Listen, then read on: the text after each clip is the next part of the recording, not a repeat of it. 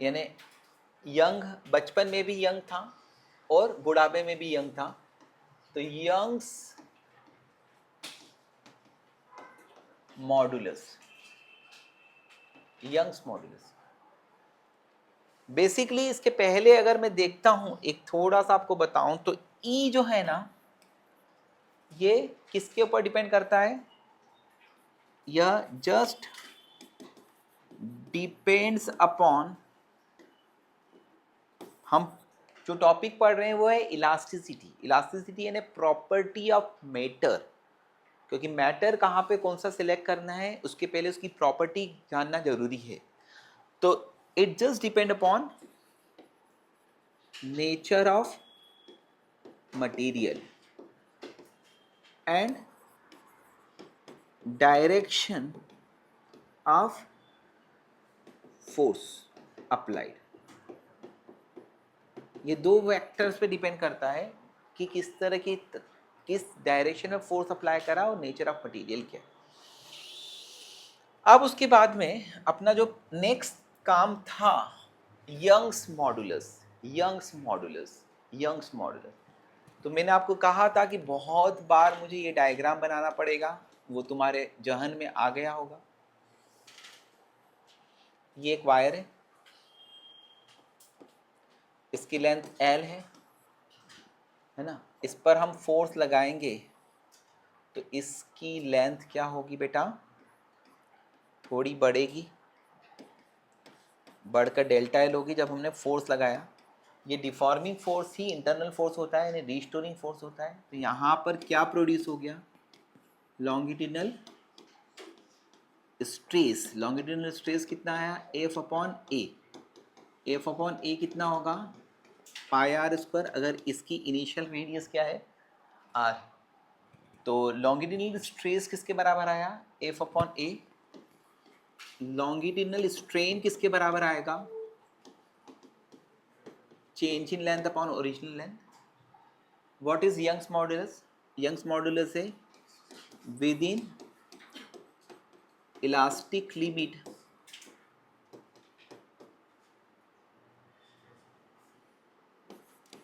Ratio of longitudinal stress and longitudinal strain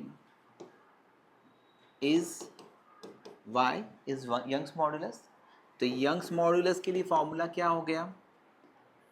longitudinal stress upon longitudinal strain, it is F upon A upon delta L by L, y equal to F into L upon A into delta L। F is equal to F है, यानी जो load लगाया वो है, L initial length है, A pi R square है, delta L है, delta L यानी इंक्रीज इन लेंथ है। F की जगह हम mg भी बोल सकते हैं। अगर यहाँ पर मैंने इसके साथ में m मास का ब्लॉक अटैच करा है तो mg L upon pi R square delta है। इसकी यूनिट क्या होगी? न्यूटन पर मीटर स्क्वायर। तो इस फॉर्मूले को बहुत फेवरेट मानते हैं वो एरर एनालिसिस के क्वेश्चंस पूछने।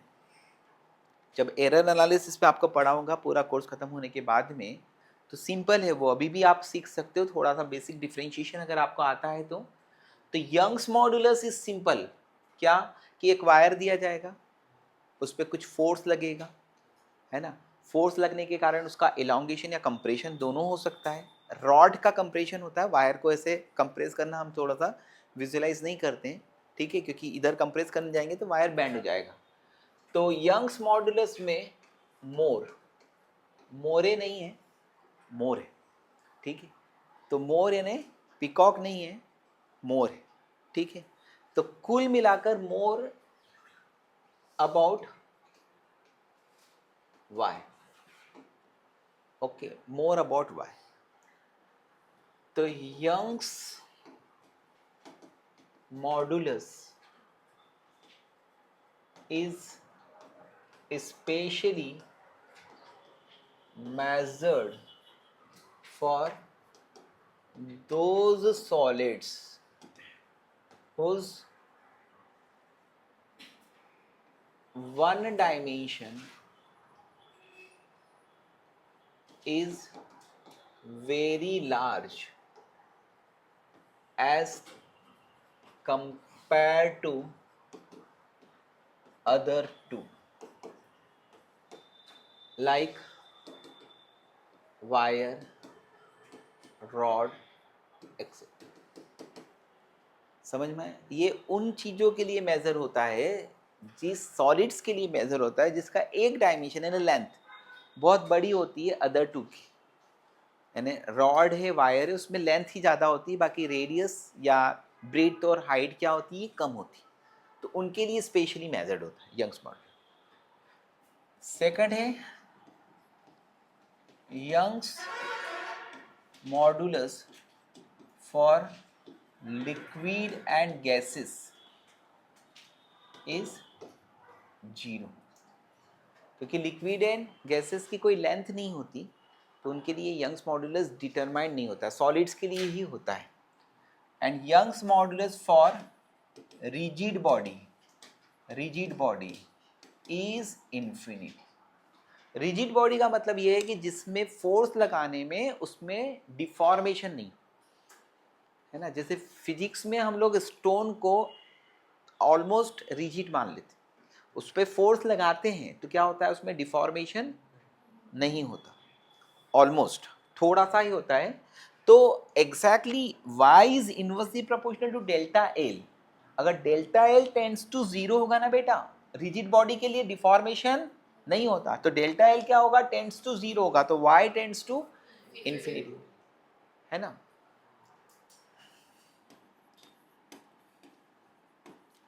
Young's modulus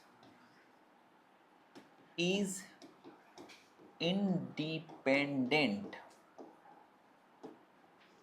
of dimensions।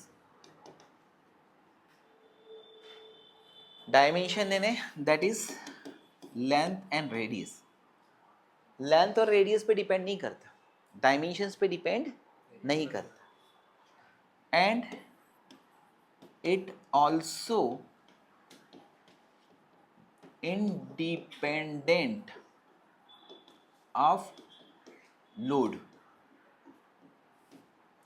इस पे कितना फोर्स लगा रहे हैं उस पर भी डिपेंड नहीं करता। फॉर्मूला क्या है y के लिए, F L upon pi R square delta L.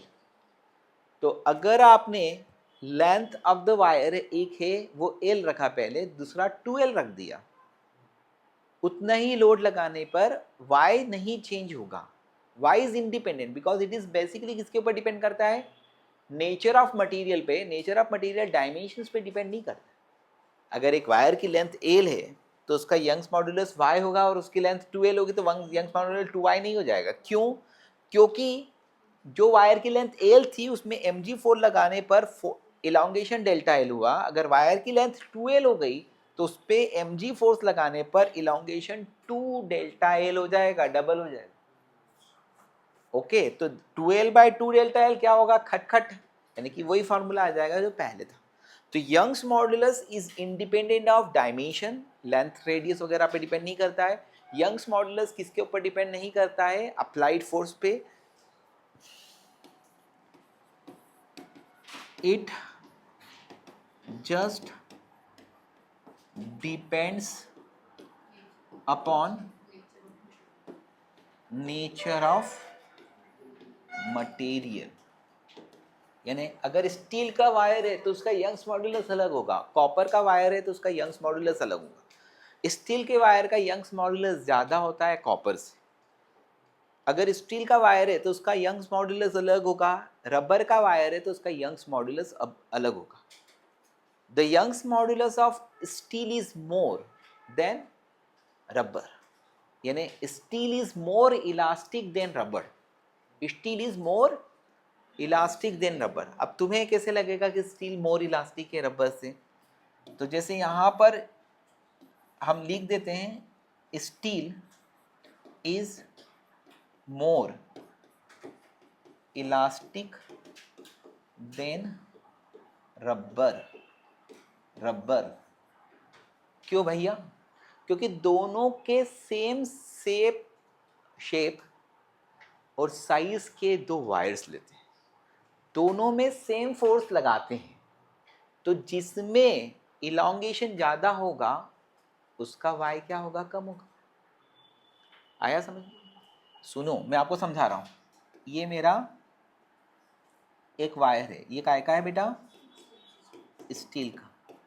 और एक दूसरा वायर ले लेते हैं, ये दूसरा वायर है,